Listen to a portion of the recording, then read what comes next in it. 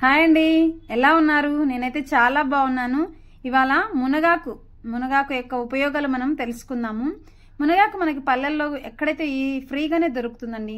మరి ఒకవేళ సిటీస్లో ఉన్నా కూడా అది ఫ్రీ ఆఫ్ కొంచెం కాస్ట్ తక్కువ అనమాట. అంటే నాకు తెలిసినంత వరకు ఒక 20-30 రూపీస్ లోపలే వచ్చేస్తుంది. సో దీనివల్ల ఉపయోగాలు చాలా ఉన్నాయండి. చాలా మంది రక్తహీనతతో బాధపడుతూ ఉంటారు కదా.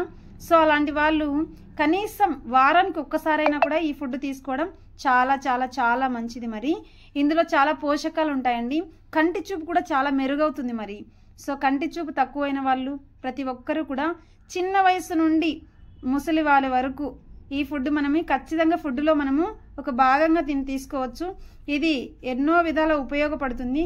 ఇందులో ఒక 100 గ్రామ్స్ మునగాకులో అయితే మాత్రం 440 క్యాలరీస్ కాల్షియం ఉంటుంది. సో ఎముకలు బలహీనంగా ఉన్నప్పుడు మనం దీన్ని తీసుకోవడం వల్ల చాలా చాలా బెనిఫిట్స్ ఉన్నాయి.